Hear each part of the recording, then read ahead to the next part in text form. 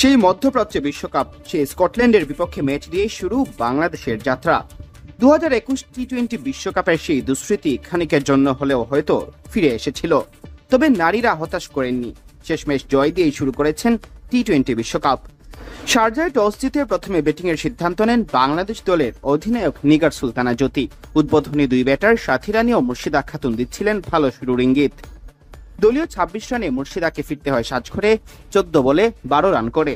এরপর 68 রানের আগ পর্যন্ত আর কোনো উইকেট হারায়নি বাংলাদেশ। সাথী রানীর সাথে সোফানা মুস্তারির 42 রানের জুটি ভাঙে 42 বলে 29 রান করে সাথী বিদায় নিলে সোফানা দলীয় রান 3 অঙ্কে যাওয়ার আগে ধরেন সাজঘরের পথ। তার আগে 38 বলে করেন 36 রান, 2টি চারের সহায়তায়। দলের পক্ষে সর্বোচ্চ রানের ইনিংসটি খেলেছেন তিনি। তাজ নেহার গোল্ডেন ডাকের শিকার হন। শেষ দিকে স্বর্ণা আক্তার ঋতুমণিরা আহামরি কিছু করতে পারেননি। অধিনায়ক নিগার সুলতানা জ্যোতি ক্রিজে নামেন 5 নম্বরে।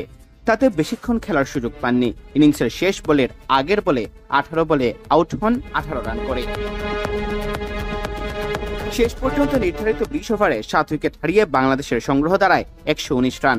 স্কটিশদের পক্ষে সাসকিয়া হরলি শিকার করেন 3টি উইকেট।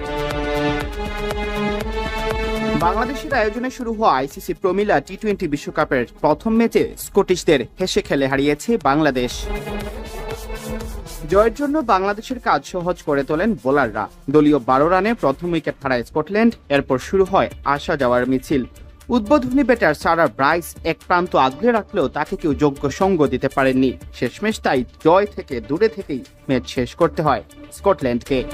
বাংলাদেশ অধিনায়ক জ্যোতির জন্য ছিল এই ম্যাচ 100তম আন্তর্জাতিক ম্যাচ। সেই ম্যাচেই নাহিদা আক্তার পান নিজের 100তম আন্তর্জাতিক টি-20 উইকেটের দেখা। সহজ জয়ের ম্যাচে অবশ্য বাংলাদেশের আক্ষেপ বেশ কয়েকটি ক্যাচ মিস। 5 অক্টোবর বাঘিনীদের পরের ম্যাচ ইংল্যান্ডের বিপক্ষে।